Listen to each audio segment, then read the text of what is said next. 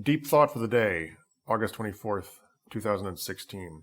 When people say that truth is relative, in other words, that everyone has their own truth, what they really want is for there to be no truth so that everyone will accept their truth. When people say that right and wrong are relative, in other words, that any given person's conception of morality is as good as any other person's conception of morality, what they really want is for there to be no commonly accepted morality so that everyone will have to submit to their morality.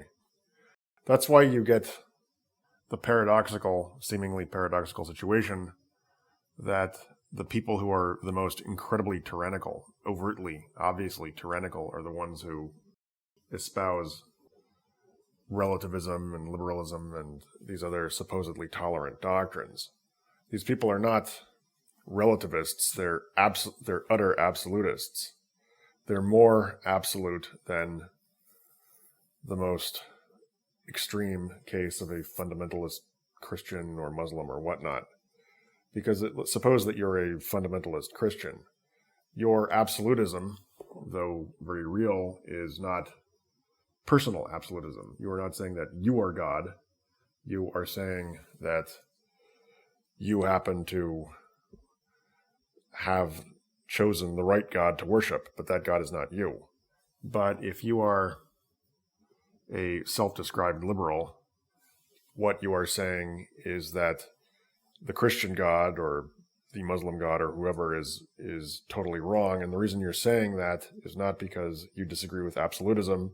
It's because you disagree with all absolutisms except for the absolute worship of you. And if you are an alethic relativist, in other words, if you are a relativist about truth and falsehood, it isn't because, and if you therefore oppose Adam Smith's or Freud's views, it isn't because you oppose parochialism or one-sidedness or bigotry of all kinds. It's because you oppose them only to the extent that they are not the kind of bigotry and parochialism that is associated with complete submission to your point of view. So don't be surprised when self-described relativists and about morality and truth or God knows what else, don't be surprised when such people prove to be, and they don't even have to prove to be, I mean, they are immediately seen to be incredibly narcissistically, childishly selfish and rigid and impatient, because all they are is a radicalization, a purification, an extreme form of the very thing that they claim to spurn. So, however far to the bigoted and prejudiced side of the spectrum the much reviled Christian fundamentalist is, they are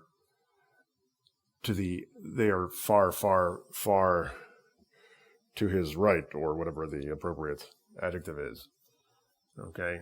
At least he is an absolutist when it comes to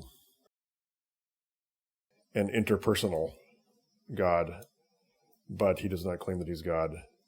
His supposedly liberal opponent is an absolutist. He wants to be God. That's why he claims that there is no God.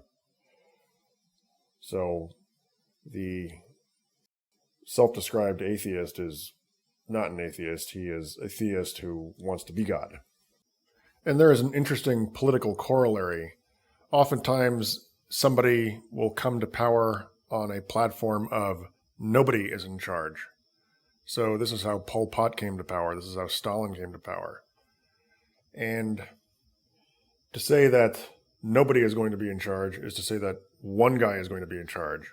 And people who claim to support anarchy are people who, at some level, think that they will be that one guy. And you may think, well, that's a bit too Freudian. I mean, I understand that there's something to be said for the idea that in our dreams we're all great, but surely that's going too far. No, it is not going too far. I taught at a bottom tier, very large university, And every single student I had, I mean, the department chair stuck me with the really remedial students. There were actually very good students there, interestingly, but there were also some very remedial ones. And all of the remedial students that I had, or almost all of them, wanted to be constitutional lawyers or FBI psychological profilers. They had absurdly grandiose dreams. They wanted to be actresses. They wanted to be movie stars. They wanted to be the next Thomas Jefferson or the next big man or big woman or whatever. And in general, when people support the view that nobody should be in charge, or the view that there is no morality, or the view that there is no truth, what it means is they want to be in charge.